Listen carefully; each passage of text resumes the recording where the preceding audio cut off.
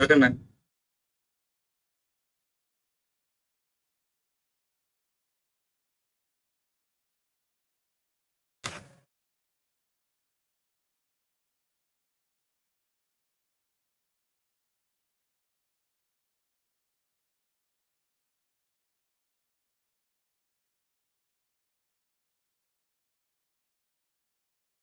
Hello दोस्तों, कैसे हैं आप सब लोग। उम्मीद है सभी स्वस्थ होंगे, मस्त होंगे, व्यस्त होंगे। तो आज का क्वेश्चन नंबर पहला आपके सामने यहाँ पे 45 तो हो चुका था। क्वेश्चन नंबर 46, क्लास क्यों बंद हुई थी, क्या रीजन था, क्या परिणाम हुए, क्या परेशानियां आई, क्या चैलेंज है। वो सारी बकवास मैं नहीं करूंगा, सीधा माफी चाहूंगा इतने दिन तक क्लास बंद रही है। डेली शाम को 9 बजे लेक्चर अपलोड होगा, आपको रिकॉर्डिंग लेक्चर मिलेगा कुछ दिनों तक। लाइव के लिए जैसे ही समय मिलता है मैं स्थिर होता हूँ, समय मिलेगा लाइव के लिए। मैंने एक क्यूआर कोड शेयर किया था आपके लिए, अगर आप चाहो तो उसमें मदद कर सकते हैं। बकाया जो पर्सन जुड़े हुए मेरे से, बहुत सारे लोगों को पता है क्या दिक्कतें आई थी। बहुत अच्छा खासा लॉस खा के बैठे हैं कुछ वजह से। बट जो भी है देखते हैं, चल ही रहा है लाइफ में, ठीक है ना। क्वेश्चन है आपका, इनमें से कौन सा विद्वान डी एल एस्प्रिट डैश लोइक्स 1748 द स्पिरिट ऑफ लॉज का लेखक है। देखो, यहाँ समझो या ना समझो, बट इससे समझ जाएगा। द स्पिरिट ऑफ लॉज का लेखक है जिसमें उन्होंने विश्लेषण की तुलनात्मक पद्धति लागू की है। बताओ।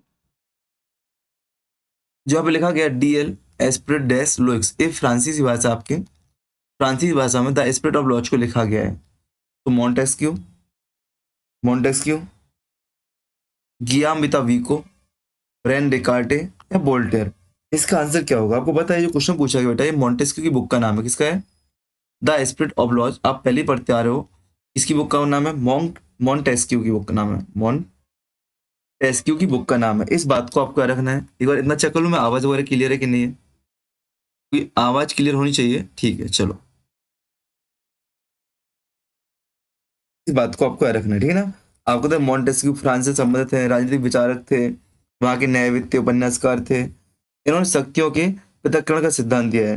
वे फ्रांस में पुनर्जागरण के प्रभावी माने जाते हैं। द स्पिरिट ऑफ लव इन्हीं की बुक है, ठीक है ना, जो कि राजनीति शास्त्र का एक ग्रंथ माना जाता है। जो राजनीति शास्त्र का एक ग्रंथ माना जाता है। इसी में तुलनात्मक कानून का एक अच्छा अध्ययन इन्होंने किया है, ठीक है ना, याद रखना, ठीक है ना। अच्छे से प्रकाशित किया गया किस द्वारा? तो प्रकाशित किया गया था चार्ल्स डी सेकेंडेड के द्वारा प्रकाशित किया गया था 1748 में। इस बात को आपको याद रखना है, ठीक है ना।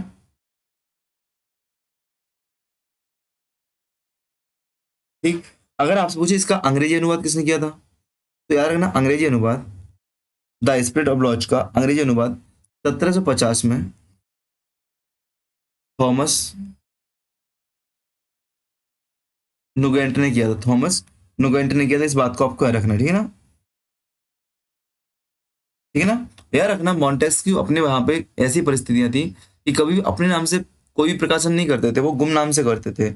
इसका पूरा नाम पूछे, Warren D Montesquieu, Warren D Montesquieu, आपको इनका पूरा नाम याद रखना, ठीक है ना। चलो क्वेश्चन आगे 47, निम्नलिखित में से कौन सा विद्वान लीजी पुस्तक के लेखक है? यान हुई, जुइंग, लुई इक्योट या वांग फू। कौन सा आपका लीजी पुस्तक का राइटर है?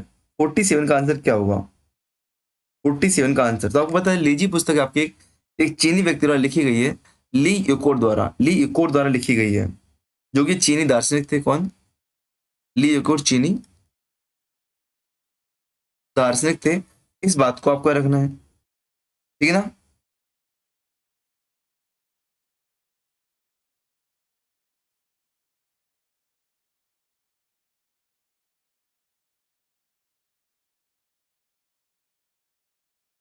याद रखना आपको, लीजी की जो विषय वस्तु है, वैसे तो दार्शनिक विषय वस्तु है, बट यहाँ पे इसमें लीजी ने अध्यायों के नाम जो रखे हैं अपनी पौराणिक कथाओं से लिए गए। इसमें जो आपकी बुक है, इसमें लिखे गए जो अध्याय हैं, अध्याय में जो नाम रखे गए अध्यायों के, वो चीनी दार्शनिक, जो आपकी चीनी पुरातात्विक कथाएं, पुरानी कथाएं, पौराणिक कथाएं, वो वहां से उनके प्रसिद्ध व्यक्तियों के नाम पे लिखी गई हैं। लीजी में टोटल 8 अध्याय की, तो बेटा इसको ना आपको 8 अध्याय आपको मिलेंगे। लीजी में आपको 8 अध्याय देखने के लिए मिलेंगे, ठीक है ना। इसके संदर्भ में आपको हान राजवंश की जानकारी मिल जाएगी, लीजी तो चिंग जानकारी मिल जाएगी, बहुत सारी, कोई महत्वपूर्ण नहीं है, याद रखना। ठीक है ना। जो इसका वर्तमान में अनुवाद देखा 2005 में प्रकाशन में आया था, इसे आपको इतना रखना है। वर्तमान में जो अनुवाद हुआ लास्ट में 2005 में प्रकाशन में आया था, इतना रखना है आपको। इनमें से किस शासक को नेपाल को एक ऐसे राज्य के रूप में समेकित और एकीकृत करने का श्रेय दिया जाता है जिसे हम जानते हैं? तो आज का जो नेपाल हमें देखने को मिलता है, अब तो जैनजी वाला नेपाल हो गया है, बट किस शासक ने बताओ? नरभूपाल, प्रताप सिंह शाह, पृथ्वी नारायण शाह या रुद्र शाह? कौन सा व्यक्ति है? तो याद रखना आपको पृथ्वी नारायण शाह। कौन है बेटा? पृथ्वी नारायण शाह नेपाल साम्राज्य के निर्माता माने जाते हैं, आधुनिक नेपाल के, ठीक है ना। याद रखना 1769 में नेपालधारी काठमांडू, पाटन और मडगांव नामक समस्त राज्यों को पराजित किया था और एक एकीकृत राज्य के रूप में उन्होंने जोड़ा था। किसने? पृथ्वी नारायण शाह ने। कब? 1769 में। इस बात को आपको रखना है, ठीक है ना। पृथ्वी नारायण शाह कहाँ पे? चित्तौड़गढ़ राजस्थान के सिसोदिया वंश से संबंधित हैं। महाराज नारायण शाह के बाद उनके उत्तराधिकारियों ने नेपाली साम्राज्य का विस्तार क्रम जारी रखा। ब्रिटिश और नेपाल युद्ध में नेपाली हार गए थे, जिसके चलते 4 मार्च 1816 को 4 मार्च 1816 को ब्रिटिश सरकार के नियंत्रण में आ गया था नेपाल। फिर आपको मालूम होना चाहिए 1857 की स्वतंत्रता क्रांति के बाद नेपाल को स्वतंत्र घोषित कर दिया गया था।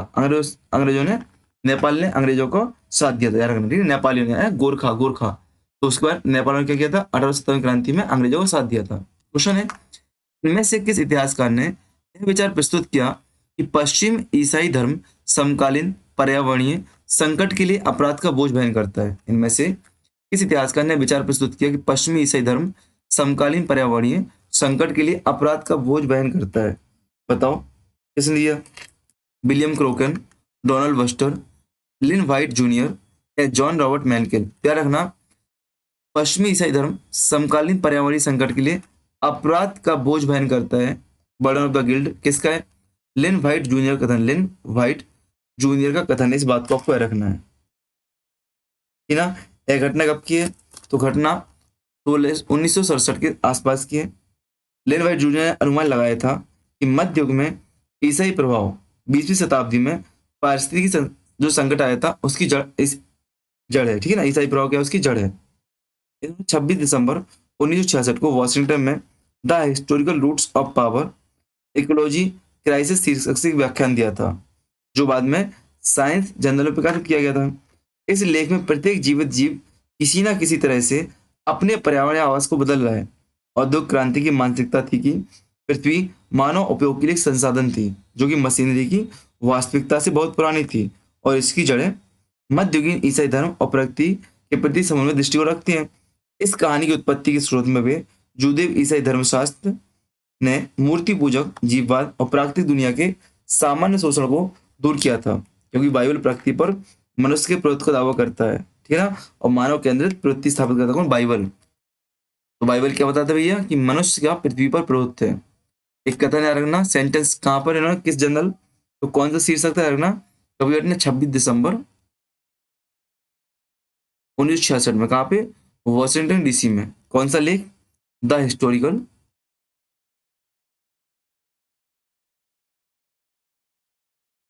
रूट्स ऑफ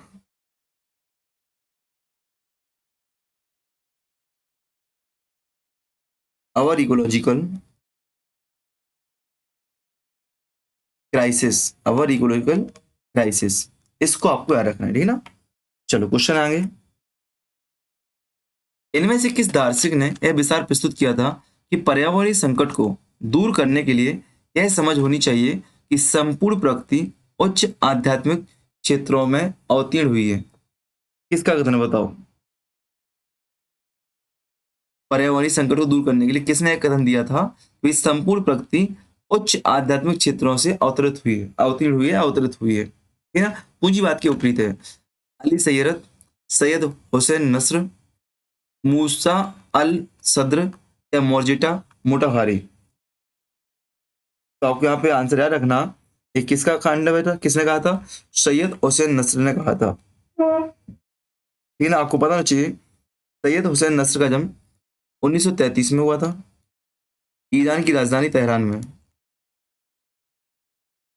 ईरान की राजधानी तेहरान में।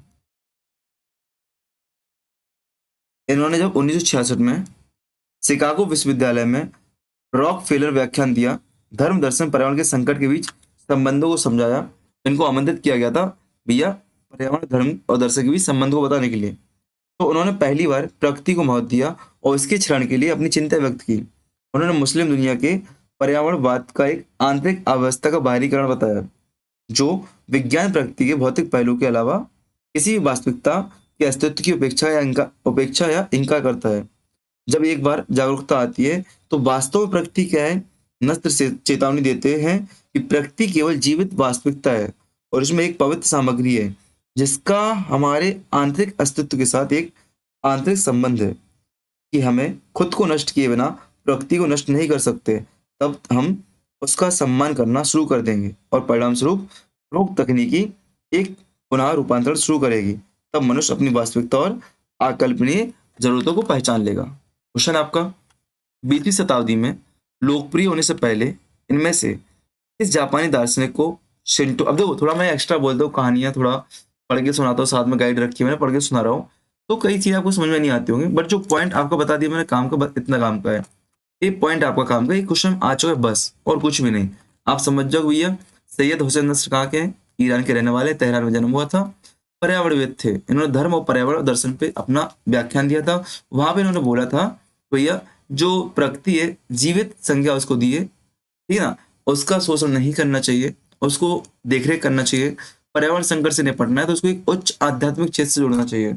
और भारतीय परंपरा में यही देखने को मिलता है, ठीक है, ऐसे इस तरीके से आपको समझना है।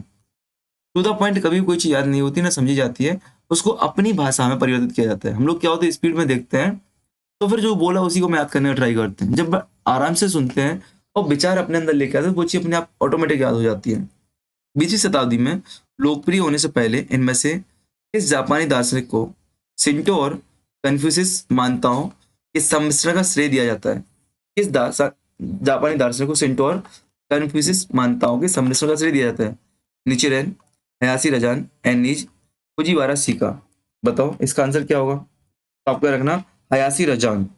हयाशी रजान को, जो जापानी दार्शनिक थे, इनको शिंटो और कन्फ्यूशियस मान्यताओं के सम्मिश्रण का श्रेय दिया जाता है। इस बात को आपको रखना है, ठीक है ना।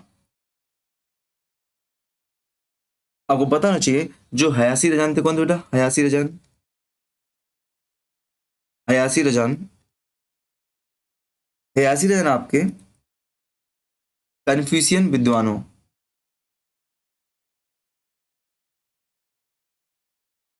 कन्फ्यूशियन विद्वानों में हयाशी कबीले के संस्थापक थे। हयाशी कबीले के संस्थापक थे। रजान एक प्रभावशाली विद्वान, शिक्षक और प्रशासक थे जिसने अपने बेटे और पोते के साथ टोकुगावा सेगुनेट के आधिकारिक नाव कन्फ्यूशियस सिद्धांत की स्थापना का श्रेय दिया जाता है।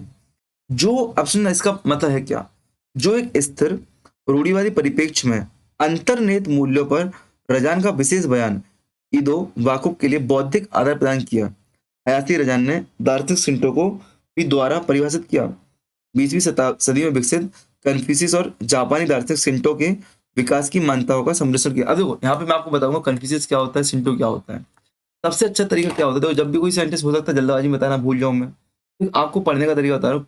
कुछ मत करो, मैंने पहले वाला पीडीएफ आपको भेज दिए, इन दो वर्ड्स को लो, शिंटो एंड कन्फ्यूशियस, लिया, पढ़ो, गूगल करो। ये मैं आपको इसलिए बार बीच में सिखाता हूँ कि भाई आप खुद से करना सीखो। इंग्लिश आ गया, लो भैया हिंदी कर लो, लिख दो हिंदी में समझाओ।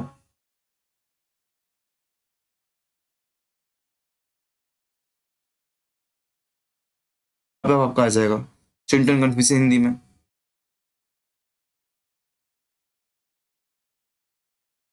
आ गया। 5वीं शताब्दी से पूर्व, जब इंडिया में बौद्ध धर्म जैन धर्म चल रहा है, चीन की बात है, देखो कन्फ्यूशियस की शुरुआत 5वीं शताब्दी। कई चीज इतिहास में ऐसी जो आपको सीधी नहीं मिलेंगी। 5वीं शताब्दी ईसा पूर्व चीन में शुरू हुई थी। जिस समय भारत में भगवान महावीर और बुद्ध के संबंध में नए विचार रखे गए थे, चीन में भी एक महान आत्मा का जन्म हुआ था जिनका नाम कन्फ्यूशियस था। उस समय जोऊ राजवंश और बसंत शरतकाल चल रहा था।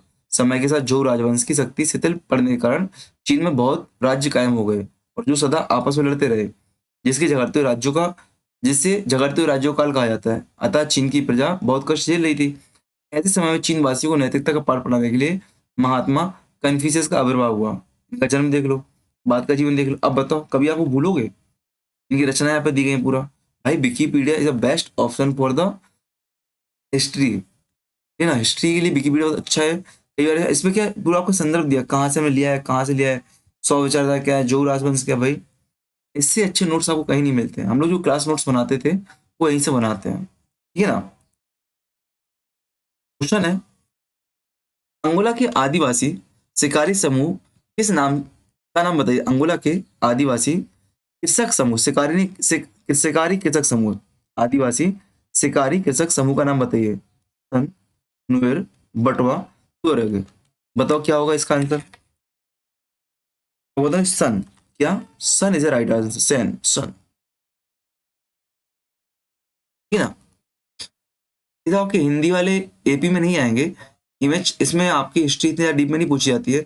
जो मैंने 200 क्वेश्चन पहले करा दिए वो आपके लिए महत्वपूर्ण है। अभी जो यहाँ पे 100 क्वेश्चन के बाद शुरू हो जाएगा अपने, वो महत्वपूर्ण है इसमें, ठीक है ना। एमपी के लिए, एमपी में सिंपल ज्यादा चीज आती है, बट आदि अगर पढ़ रहे हो ना तो सेंटेंस आपको याद रहना चाहिए भाई। यदि नंबर आ गया ना तो गलत ना हो। तो अंगोला के आदिवासी शिकारी समूह, कृषक समूह का नाम बताइए, क्या है। सन, नुएर, बटवा, तो आपको सन इज राइट आंसर, सन, ठीक है ना। अंगोला देश के सान आदिवासी जनजाति को शिकारी जनजाति भी कहा जाता है। इसे बुशमैन के नाम से भी जाना जाता है। अब तो बुशमैन तो आपने सुना होगा ना, बुशमैन जनजाति, सान आदिवासी या सान जनजाति, इनको शिकारी जनजाति भी कहा जाता है। ये हमेशा तीर धनुष लेके चलती है अपना, क्या तीर धनुष लेके चलती हैं, तीर पर जहर लगा के रखती हैं जिससे शिकार हो सके, और शिकार के माध्यम से जीवन यापन करती हैं। निम्नांकित में कौन सी कृति रूसो द्वारा नहीं लिखी। अब रूसो की बुक आपसे पूछी आती है, रूसो की बुक्स आपसे पूछी आती है, बताओ कौन सी नहीं है। Social contract, treaties on tolerance, discourse on arts and the science, and Emile. बताओ कौन सी बुक इनकी नहीं है। रूसो की बुक का नाम क्या नहीं है, तो आपको पता होना चाहिए। यहाँ पे जो ट्रीटीज टॉलरेंस है आपकी, treaties and on tolerance, all tolerance, इसकी बेटा ये बुक आपकी जो है वॉल्टेयर की है सॉरी, जो कि 1763 प्रकाशित हुई थी, ठीक है। फ्रांसीसी दार्शनिक, इन्होंने क्या इसमें धार्मिक सहनशीलता और धार्मिक कट्टरता का वर्णन किया। इसमें क्या, इसमें इन्होंने क्या, ट्रीटीज ऑन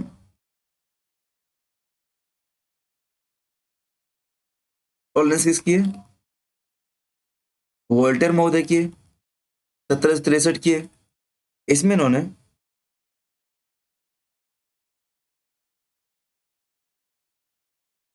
धार्मिक सहनशीलता व धार्मिक कट्टरता पर वर्णन किया है, ठीक है ना। अन्य पुस्तकें आपकी रूसो की हैं। सोशल कॉन्ट्रैक्ट, सोशल कॉन्ट्रैक्ट की रूसो 1762 की बुक है, 1762 की है, याद रखना इस बात को।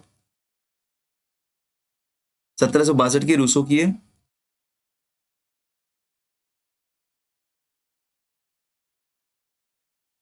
Disorder discourse on the arts and sciences, इसकी बेटा रूसो की है, 1750 में प्रकाशित हुई थी। एमिल, एमिल किसकी बेटा, एमिल भी इसी की है, रूसो की याद रखना। इसका पूरा एमिल ऑन एजुकेशन, क्या एमिल ऑन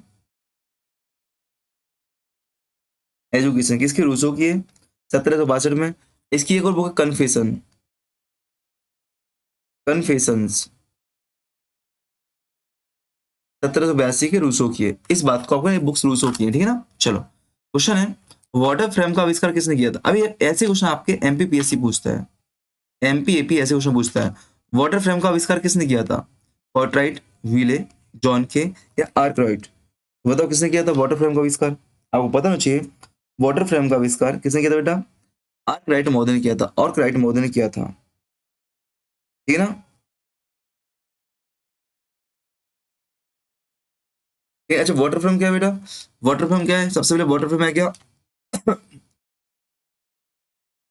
सूत कातने का यंत्र है। जैसे हथकरघा होता है, ऐसे सूत कातने का यंत्र, सूत कताई का यंत्र है, ठीक है ना। यह आपकी जल शक्ति द्वारा चलने वाली पहली मशीन थी, रखना, जल शक्ति द्वारा चलने वाली पहली मशीन थी। 1769 में इसका आविष्कार हुआ था, इस बात को आपको रखना है।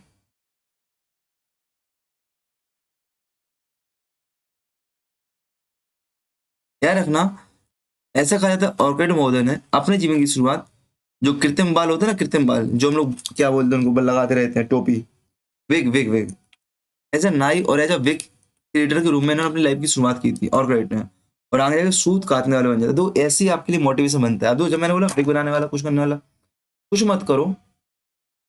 सबसे पहले मैं यही बोलूँ, सबसे जब ऐसा कुछ अच्छा नाम आया ना, थोड़ा इनकी कहानी बोल दो मोटिवेशन के लिए। ऐसी सीधा फैक्ट याद मत करो। आई नो दैट के पास समय कम रहता है, आप लोग बड़ी बहुत व्यस्त व्यक्ति हो, बट ऐसे गूगल करो और ग्रेट जल्दी खोला, क्या आ गया भाई। सकाल से देखो कैसे लग रहा है अंकल। हिंदी कर लो, दिक्कत आ रही मैं भाई हिंदी में अच्छा हो तो हिंदी। हम्म, हिंदी।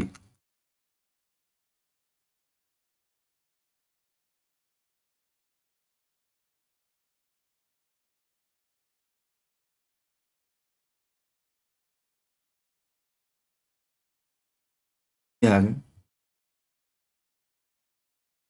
यहाँ पे देखो, ऐसी चीजों को मैं बोलता तुरंत देखते जाओ। यदि आपने देर किया ना तो फिर आपको समस्याएं पैदा होंगी। मैं बोलता तुरंत ऐसी चीज को अच्छी मिल रही ना, थोड़ा समय ही तो लगेगा, थोड़ा समय तो लगेगा, एक बार देख लो सब अच्छे से हो जाए। देखो हिंदी में, रिचर्ड ऑकराइट 32 से लेकर 92 तक प्रारंभिक औद्योगिक क्रांति के दौरान अंग्रेजी आविष्कारक और एक प्रमुख उद्यमी थे। इस बात को आपको रखना है। उन्होंने कताई फ्रेम आ गया ना, वाटर फ्रेम के विकास के पीछे प्रेरक शक्ति के रूप में श्रेय दिया जाता है। मतलब आपकी जल शक्ति, जैसे जल शक्ति का उपयोग करके करने के लिए अनुकूलित किए जाने के बाद बल फ्रेम, वाटर फ्रेम या जल फ्रेम के रूप में जाना गया। उन्होंने कताई के लिए कच्चे कपास को कपास लेप में बदलने के लिए रोटरी कार्डिंग इंजन का पेटेंट कराया था। आप पूछ सकते रोटरी कार्डिंग इंजन क्या है, पूछ सकता है आपसे। वह आंतरिक धुनना और कताई दोनों कार्यों के लिए कारखाना का विकास करने वाले प्रथम व्यक्ति थे। ऑकलैंड की उपलब्धि विद्युत यंत्र समूह, अर्धकुशल श्रम और कपास के नए कच्चे माल को मिलाकर बृहद उत्पादित सूत बनाना था। उनकी संगठनात्मक कौशल ने उन्हें आधुनिक औद्योगिक कारखाने प्रणाली के पिता के रूप में सम्मानित किया। अब तो सेंटेंस पूछ सकता है ना यहाँ पे, तो तुरंत ही आपको क्या करना है, सेंटेंस उठाना है और अपनी यहीं पे छाप देना है, यहाँ छाप देना है।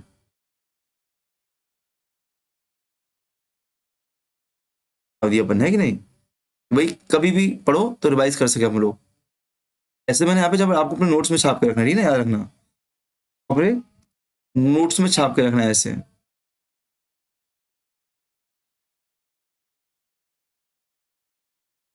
है ना, ऐसे आपको नोट्स में छाप के रखना अपने, ठीक है। चलो क्वेश्चन है, मैंने बोला चारों को पढ़ो, एक को पढ़ लिया बहुत है आपका, टाइम तो आप चारों को पढ़ लो तुरंत ही।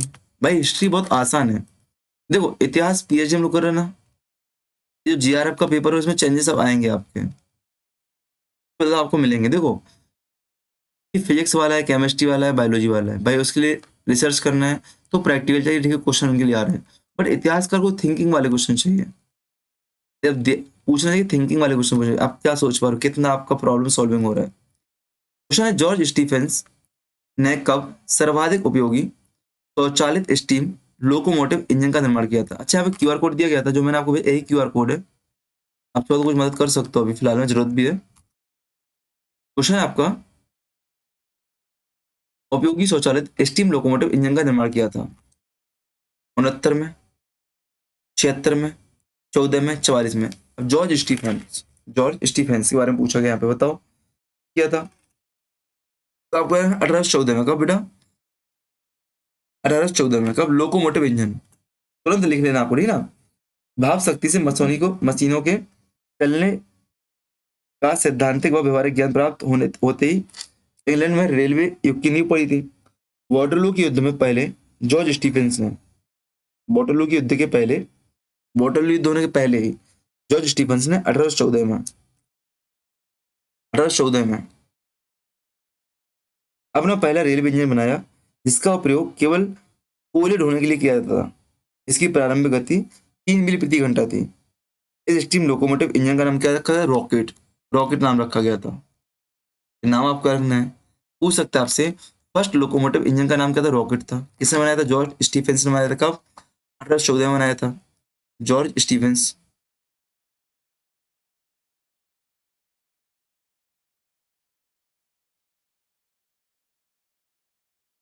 है कि नहीं? क्वेश्चन है, निम्नांकित में से पेरिस शांति सम्मेलन 1919 के अध्यक्ष कौन थे? पेरिस शांति सम्मेलन का अध्यक्ष कौन था? सेओनजी, क्लीमेंसो, वुडरो विल्सन या लॉयस जॉर्ज? कौन था? Lord George. कौन था बताओ? 56 का आंसर क्या होगा? तो प्रथम विश्व युद्ध के बाद जो 18 जून 1919 को पेरिस शांति सम्मेलन हुआ था, वहां पे 27 देशों ने, कितने बेटा? ये देश याद रखना, एमपीएससी पूछे, 27 देशों ने भाग लिया था। मगर शांतियों संधियों की शर्तें केवल 3 देश, ब्रिटेन, अमेरिका, फ्रांस ही तय कर रहे थे। कौन कौन? ब्रिटेन, अमेरिका व फ्रांस तय कर रहे थे। इस बात को आपको रखना। इस संधियों में अमेरिका के राष्ट्रपति वुडरो विल्सन, अमेरिका की तरफ से कौन था? वुडरो विल्सन था।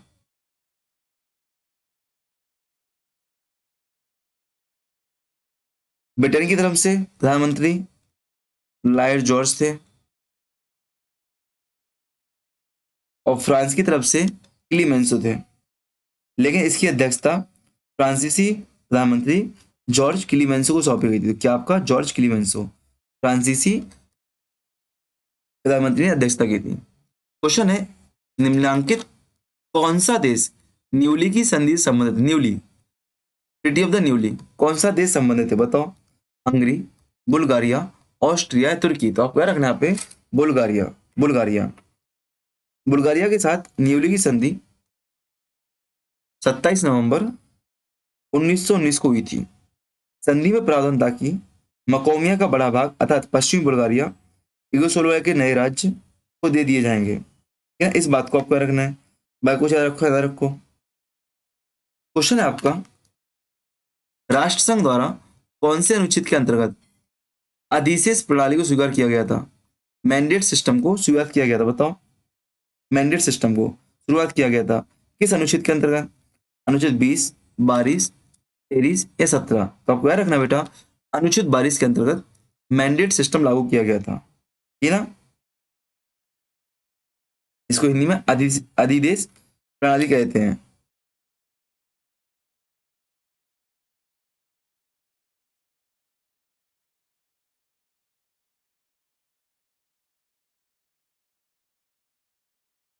अच्छा, मैंडेट सिस्टम क्या है? तो आपको पता होना चाहिए, फर्स्ट वर्ल्ड वॉर के पहले जर्मनी और तुर्की दोनों अपने में विशाल साम्राज्य थे। जैसे ही दोनों युद्ध में हार जाते हैं, तो उनके उपनिवेशों को, पराधीन प्रदेशों को क्या, अपने अधिकार क्षेत्र से वंचित कर, उनके अधिकार क्षेत्र से वंचित कर दिया जाता है। इनके अधिकार उपनिवेशों को मैंडेट व्यवस्था के अधीन कर दिए गए। मित्र राष्ट्रों का विचार था कि पूर्व उपनिवेशों को मैंडेट व्यवस्था के अधीन कर दिया कि ये उस समय तक अविकसित होने के कारण स्वतंत्रता प्राप्त करने की स्थिति में नहीं थे। क्या? जो आपके उपनिवेश थे, किसके? जर्मनी के और तुर्की के। क्या घटना है भैया? जर्मनी और तुर्की के जो उपनिवेश थे, जो साम्राज्य थे, पहले विशाल थे। फर्स्ट वर्ल्ड वॉर में हार जाते हैं, तो इनके उपनिवेशों को पराधीन देशों क्या करते हैं? स्वतंत्र घोषित करते हैं।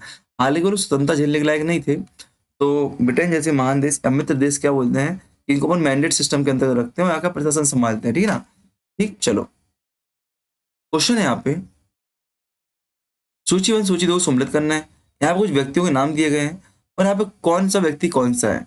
देखो, कोई आपको याद हो या ना हो, देखो बार्थोलोम्यू डियाज याद है, तो ये बार्थोलोम्यू डियाज किस फ्रांसीसी था? पुर्तगाली था, ब्रिटिश था, स्पेनिश था? तो अब यहाँ से आप आंसर दे सकते हो, बताओ कौन था बार्थोलोम्यू डियाज? आपको पता होना चाहिए, बार्थोलोम्यू डियाज आपको कौन था? पुर्तगाली था, मतलब पुर्तगाली। तो बी का एक दो इसमें आ रहा है और इसमें आ रहा है, तो इन दो को वैसे हटा दो। आपको हेंडरसन पता होना चाहिए, हेंडरसन ब्रिटिश यात्री था, हेंडरसन आपका ब्रिटिश यात्री था, तो एक का तीर इसमें आ रहा है, इसमें भी आ रहा है। ठीक है भैया। आपको आता है Hernando Cortez, Cortez Cortez Cortez Cortez Cortez आपको पता स्पेनिश था, और जैक कार्टेज फ्रांसीसी था। जैसे आपका 3-1-4-2 आपका आंसर है वो। हेनरी हंटसन आपका क्या हो गया? ब्रिटिश हो गया, ब्रिटिश हो गया। बार्थोलोम्यू डियाज आपका पुर्तगाली हो गया, पुर्तगाली हो गया बेटा।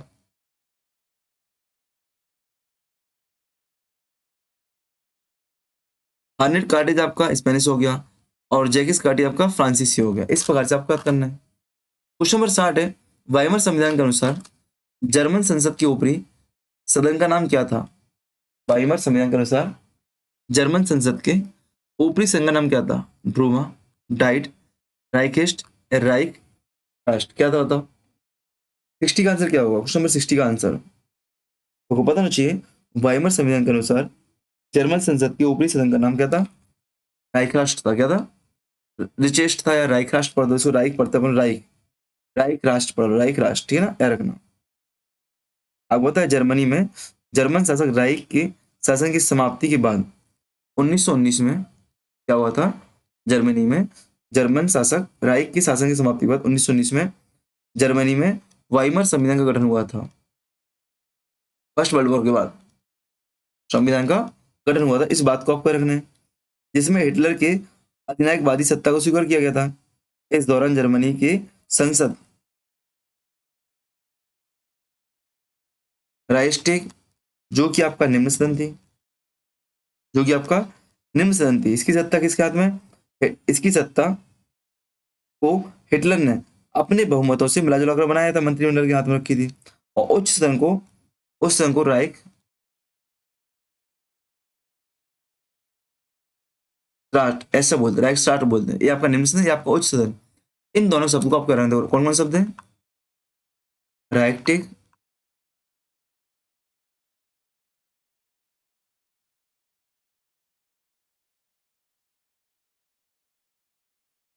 ये आपका उच्च सदन है। ये आपका क्या उच्च सदन है, आपको हो जाएगा। आगे बढ़ते हम लोग। निम्नलिखित में कौन सा दिन विश्व इतिहास में काला गुरुवार के नाम से जाना जाता है? कौन सा ऐसा दिन है आपका जो विश्व इतिहास में काला गुरुवार के नाम से जाना जाता है? बताओ। 24 अक्टूबर 1929, 1931, 24 अक्टूबर 30, 24 जून 1931। और यार 24 अक्टूबर 1929 की घटना है, जिसको अपन काला दिन के नाम से जानते हैं। ऐसा क्यों? ऐसा क्यों कि जैसे ही आपका न्यूयॉर्क शहर में शेयर मार्केट, जो आपका शेयर स्टॉक एक्सचेंज होता है ना, तो शेयर बाजार खुलता है, वहां पे शेयर खरीदने वालों की संख्या ज्यादा बेचने वालों की थी। क्या? शेयर खरीदने वालों की संख्या ज्यादा क्या होती? बेचने वालों की थी। तो इस दिन को अपन ब्लैक डे के नाम से जानते हैं, ठीक है ना। ब्लैक डे, बृहस्पतिवार, ब्लैक बृहस्पतिवार, ठीक है ना। ब्लैक थर्सडे, ब्लैक गुरुवार, ब्लैक बृहस्पतिवार, काला डे, ठीक है ना। शेयर बाजार में शेयर खरीदने वालों की तुलना शेयर बेचने वालों की संख्या ज्यादा थी। 24 अक्टूबर 1929 की है। इसके साथ ही शेयर दलालों ने में अपने शेयर बेचने वालों की आतंकित कोशिशों के कारण जाम हो गई थी। शेयर दलालों ने अपनी घबराहट में निवेशकों से अल्पमत अदायगी को मांगना शुरू कर दिया था, ठीक है ना। कोई मतलब नहीं है। यहाँ पे आधुनिक युग की महामंदी कही जाती है। ये क्या आपकी अक्टूबर माह की समाप्ति के बाद क्या आधुनिक युग की महामंदी शुरू हुई थी? प्रथम महामंदी आधुनिक युग की। इस बात को आपको याद रखना है। क्वेश्चन है, निम्नांकित में से म्यूनिख समझौता में किसने भाग नहीं लिया था? दलाई दिले, मुसोलिनी, लिटविनोव या हिटलर? म्यूनिख समझौते में किसने पार्टिसिपेट नहीं किया था? तो क्या रखना है आपका? जी सितंबर 1938 में म्यूनिख में ब्रिटेन, फ्रांस, इटली और जर्मनी का एक सम्मेलन आयोजित हुआ था। जर्मनी को उस सम्मेलन में जर्मन क्षेत्र अर्थात सुडेनलैंड नियंत्रण करने का अधिकार मिला था, मतलब जर्मनी क्षेत्रों का। इस म्यूनिख समझौते में क्या जर्मनी का एकीकरण समझ लो कि जर्मनी को जर्मन क्षेत्रों पर अधिकार करने का नियंत्रण करने का अधिकार मिला था। सुरक्षा विहीन से चेकोस्लोवाकिया की सुरक्षा का इन शक्तियों ने आश्वासन दिया था। यह हिटलर की एक महत्वपूर्ण विजय थी। इस सम्मेलन में दला दे दिए मुसोलिनी, हिटलर ने शामिल पार्टिसिपेट किया पर लिटविनोव ने पार्टिसिपेट नहीं किया था। इस बात को आपको याद रखना है, ठीक है ना। क्वेश्चन है, 12 जनवरी 1905 को ट्रम्पो द्वारा जार निकोलस द्वितीय के विरुद्ध प्रदर्शन किसके नेतृत्व में किया गया था? फादर गेफन, रोडीसेफ, गुज को या मिलियो को? किसके नेतृत्व में हुआ था? बताओ। ये गुज को नहीं है, गुस, यहाँ पे इसको गलत पढ़ेंगे, गुस काव पढ़ेंगे। गुस पढ़ लो, गुस काव पढ़ लो। फादर गिफन पढ़ लो, लोडीसेप पढ़ लो, मिल्युकाओ किसके नेतृत्व में हुआ था? आपको पता है? फादर गिफन, फादर गिफन के नेतृत्व में। जार निकोलस द्वितीय ने इंफोसिस नामक अधिकारी को कठोरतापूर्वक दमन करने का आदेश दिया था। इधर 22 जनवरी 1905 को रविवार के दिन फादरी फादर गिफन के नेतृत्व में हजारों श्रमिकों का जुलूस जार के शीतकालीन महल को रवाना हुआ था। इस जुलूस में बहुत सारी स्त्रियां, बच्चे थे। यह जुलूस निशस्त्र था, शांत था, अनुशासित था। ये केवल अपनी मांग को जार के समक्ष प्रस्तुत करना चाहते थे। सैनिक अधिकारियों ने निहत्थे श्रमिकों पर गोली चला दी थी, जिससे हजारों मजदूरों की मृत्यु हो गई थी। इस घटना को खूनी रविवार, अब काला बृहस्पतिवार, खूनी रविवार देख लो, ये अपने आगे जलियांवाला बाग जैसे हैं। अब जी आपके लिए महत्वपूर्ण भी हो रहा है अपने दिल्ली की वजह से। खूनी रविवार क्या हो गया? डेट रखो 22 जनवरी 1905, बृहस्पतिवार आया था भाई, ब्लैक बृहस्पतिवार, ब्लैक गुरुवार। बृहस्पतिवार कब? 24 अक्टूबर 1929। ये घटना याद रखना, ठीक है ना? खूनी रविवार, बृहस्पतिवार। क्वेश्चन है आपके सामने, रूस की नवीन आर्थिक नीति किसके द्वारा लागू की गई थी? रूस की नवीन आर्थिक नीति किसके द्वारा लागू की गई थी? बताओ किसके द्वारा? लेनिन महोदय, स्टालिन महोदय, लेनिन महोदय, लियो ट्रस्ट की महोदय। तो आपको है ना लेनिन महोदय के द्वारा, किसके द्वारा? लेनिन महोदय के द्वारा नवीन आर्थिक नीति शुरुआत की गई थी, ठीक है ना? 1917 के पश्चात लेनिन द्वारा अपनाई गई आर्थिक नीति राजकीय पूंजीवाद या नियंत्रित पूंजीवाद कहलाती है। राजकीय पूंजीवाद या नियंत्रित पूंजीवाद कहलाती है। यह नीति 1917 से जुलाई 1918 तक जारी रही। जुलाई 1918 तक आपकी जारी रहती है। इस नीति के अंतर्गत सरकार ने क्या किया था? आर्थिक नियंत्रण पूंजीपतियों से छीनकर अपने हाथों में केंद्रित कर लिया था और उत्पादन पर भी अपना नियंत्रण रखा था। इस नीति के अंतर्गत उद्योगों का आंतरिक प्रबंध भी सरकार ने अपने पास रखा था। यही कारण है कि सरकार द्वारा अपनाई गई उपरोक्त नीति को नियंत्रित पूंजीवाद की नीति कहते हैं, ठीक है ना? तो बहुत दिन बाद क्लास ली है, यहीं पर रोकता हूँ मैं। डेली शाम को 9 बजे क्लास मिलेगी आपको। क्लास कितने घंटे की होगी, कितने क्वेश्चन होंगे, कुछ निश्चित नहीं है, बट डेली शाम को 9 बजे क्लास मिलेगी। वर्ल्ड हिस्ट्री के लगभग अपन आज के साथ 264 क्वेश्चन कर चुके हैं हम लोग अभी तक, ठीक है ना? और अभी 200 क्वेश्चन और बकाया, 150 क्वेश्चन लगभग और बकाया होंगे, या 250 क्वेश्चन बकाया है अभी अपने पास, क्योंकि 500 क्वेश्चन की पीडीएफ आई थी, ठीक है ना? तो मिलते हैं नेक्स्ट क्लास में। Best of luck. Like comment share करना, सब्सक्राइब करना, और क्लास वापस शुरू हो चुकी है, सबको शेयर कर देना, बोल देना, और थोड़ा लोग कमेंट भी करते हैं, इससे क्लास वापस ग्रो करें, सब तक पहुंचे, ठीक है ना? क्लास ऐसी होती है, धीमे धीमे होती, मस्त, बहुत सारी चीज़ आपको बताते हैं। थोड़ा वर्ल्ड हिस्ट्री आपको टफ लग रहा होगा, जैसे आधुनिक भारत वगैरह पे आएंगे हम लोग, आसान हो जाएगा, ठीक है ना? तो बेस्ट ऑफ लक। जय हिंद, जय भारत।